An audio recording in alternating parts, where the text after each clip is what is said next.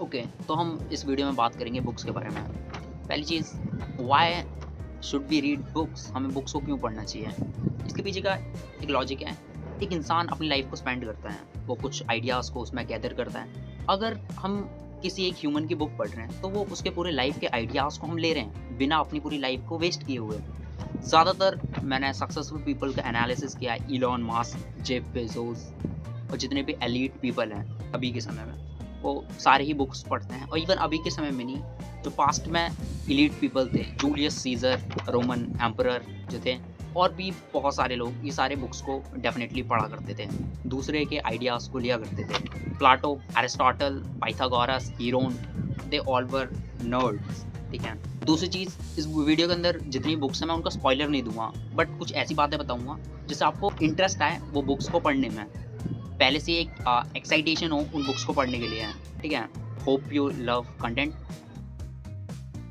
First book है can't hurt me by David Goggins. ये book पहले बता रहा हूँ कि ये बुक कंफर्ट के लिए बिल्कुल भी नहीं है। ये जितने भी आपके बहाने होते हैं, लेजीनेस और बाकी सारी चीज़ें, प्रोक्रेस्टिनेट करना, ये सबको यहाँ डेविड गॉगिन्स साफ कहते हैं कि life is not easy, life easy नहीं है। ये बुक हमें बताती है ह्यूमन कैपेबिलिटी के बारे में कि हमारी ह्यूमन की कैपेबिलिटी कितनी है, मेंटल टफनेस कितना है, कितना एक ह्यूमन पेन को सह सकता है। अक्सर हम इमेजिन करते हैं कि इतनी ज़्यादा लिमिट नहीं होगी, but human potential is way more than you think. Imagine कर सकते हो, इन्होंने कई सारे वर्ल्ड रिकॉर्ड्स भी बनाए, उनमें से एक वर्ल्ड रिकॉर्ड है जो कि पहले था, फॉर्मर वर्ल्ड रिकॉर्ड है 4030 पुलअप्स का इन 17 hours. Can you imagine 4030 pullups? मैं ट्राई कर चुका हूँ, नॉट इतना ट्राई नहीं किया मैंने, बट मैंने ट्राई करा था 15 या 20 से पुलअप्स में बहुत ज़्यादा थकावट हो जाती है, जिस तक जाने में तो और भी हालत ख़राब हो जाती है, और 4000 पुलअप्स को मारना, तो तुम मेंटल टफनेस को इमेजिन कर सकते हो। इस बुक को आपको क्यों पढ़ना चाहिए? इसलिए पढ़ना चाहिए कि हम जितने भी एक्सक्यूज़ेज़ रहते हैं अपनी लाइफ को लेके, हम प्रोक्रेस्टिनेट करते हैं, अपने आप से ही झूठ बोल रहे होते हैं, उन सब पे ये बुक कड़ा प्रहार करती है। बताती है कि लाइफ टफ नहीं है, यहाँ पे हमें जीना होगा, बेस्ट वर्जन होके जीना होगा। आज हम अपना 30% पोटेंशियल का इस्तेमाल कर रहे हैं या फिर 25% कर रहे हैं, उसे 90 तक ले जाना, इस सब चीज़ों के बारे में बताती हैं। इस बुक का कंटेंट क्या है?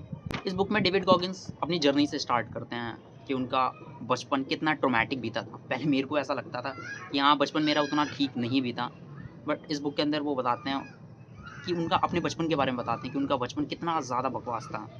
उनके जो फादर थे वो एक उन्हें मारा करते थे, और ये सारी उन्हें स्टोरी को एक्सप्लेन किया है। कैसे एक समय पे उनका लाइफ एकदम नॉन वैल्यूएबल था उनके अपने दिमाग के लिए। वो अपने आप को भी एक मैं अपने आप को, ठीक है मैं एक चूतिया इंसान हूँ, व्हाटएवर, मैं कुछ भी अपने बारे में, एक नाम सुनते ही एक फीलिंग नहीं आ रही होती कि हाँ, Rahul, this is Rahul who can change the world.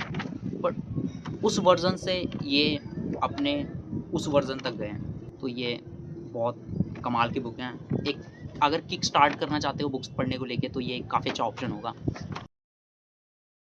दूसरी बुक है sapiens, a brief history of human kind. ये बुक बताती है हम ह्यूमंस कौन हैं, हम कौन हैं, हम कहाँ से आए हैं।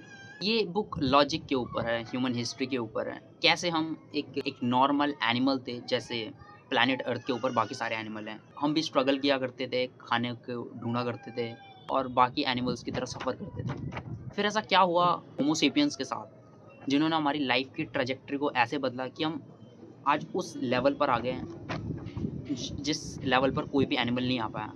आखिर हम ही क्यों पूरे एनिमल किंगडम में ऐसे भाग्यशाली थे जिन्होंने पूरी अर्थ को डोमिनेट किया? तो अब ये सुनने में बुक को ऐसा लगता है कि ये काफ़ी बोरिंग बुक होगी, बट ऐसा नहीं है। जिस तरीके से हरारी ने स्टोरी को बताया है, एक कहानी की फॉर्म में बताया, ये बुक काफ़ी एंगेजिंग लगती है। इस बुक को पढ़ने के बाद मेरे को वर्ल्ड को देखने का पर्सपेक्टिव चेंज हो गया। पहले मैं समझता था कि अभी टेक्नोलॉजिकली हम एडवांस हैं, तो फिर हम हैप्पियर भी अभी ज़्यादा हैं, बट ऐसा नहीं है। हमारे एंसेस्टर्स थे, वो अलॉट हैप्पियर, बहुत ज़्यादा हैप्पियर थे। कम से कम हमसे ज़्यादा डिप्रेस्ड तो नहीं थे, वो काफ़ी ज़्यादा हैप्पियर थे। तो ये एक नॉन नेगोशिएबल बुक्स है अगर आप साइंस ओरिएंटेड हो तो, ठीक है? ज़रूर पढ़ना, ठीक है यार। मैं अब थर्ड बुक की तरफ जाता हूँ। इसका नाम है गुनाहों का देवता। ये एक नॉवल है, ठीक है?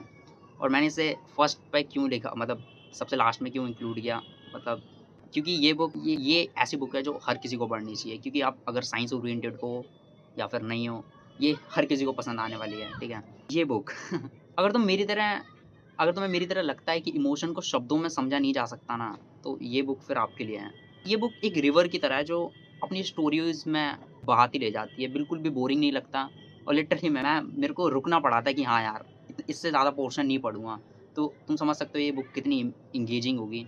इस बुक्स में इमोशनल डेप्थ है, एक कैरेक्टर है जो कि वो बहुत ज़्यादा सिमिलर था मेरे से कसम से। सेम ऐज के थे हम, हमारे जैसे सेम ऐज का था वो और वो लाइफ़ की ट्रेजेडीज़ में ऐसे फँस जाता है ना कि कोई भी एक कदम लेना ना एक बहुत बड़ा डिसीज़न होता है लाइफ़ के लिए। उसमें फँस जाना, फिर समय का बीतना और ये सारी जो बातें होती हैं ना, ये इतनी ट्रेजिक होती हैं ना कि बहुत बार आँखों में आँसू आ जाते हैं मेरे मेरे। लिटरली मैंने इस बुक को 3 बार पढ़ चुका हूँ वैसे, मैंने ऑडियो बुक की फ़ॉर्म में इसको सुना था, वो लाइन बाय लाइन थी, तो तुम समझ सकते हो कितनी ऑसम थी। मेरी फ़ेवरेट नॉवल है literally this is my favourite novel बहुत अच्छी थी ये, ठीक है। हाँ, और मैं क्या बता सकता हूँ इसके बारे में, ये काफ़ी इंटरेस्टिंग लग सकती है अगर तुम थोड़ा-थोड़ा पोर्शन हर दिन पे पढ़ रहे हो और ये आपको एंगेज रखते हैं और बाकी मैं यार इस अगर मैं ज़्यादा बताऊँगा ना तो फिर मैं इस बुक के अंदर घुस जाऊँगा, इसके स्टोरी को बता दूँगा, वो मैं बिल्कुल भी नहीं बताना चाहता। तो एंड करते हैं। ये 3 बुक्स थी जो आपको डेफ़िनेटली पढ़नी चाहिए। 2026 के अंदर ये आपका बेस्ट ईयर बना देगी, आपको लाइफ़ टाइम याद रहे कि हाँ, मैंने इस ईयर में इन बुक्स को पढ़ना स्टार्ट किया था। और अगर आपको बुक्स अच्छी लगें, तो वापस आके कमेंट ज़रूर करना कि कैसी लगी थी। मेरे को भी बता देना कि मैं नेक्स्ट कंटेंट क्या बना सकता हूँ।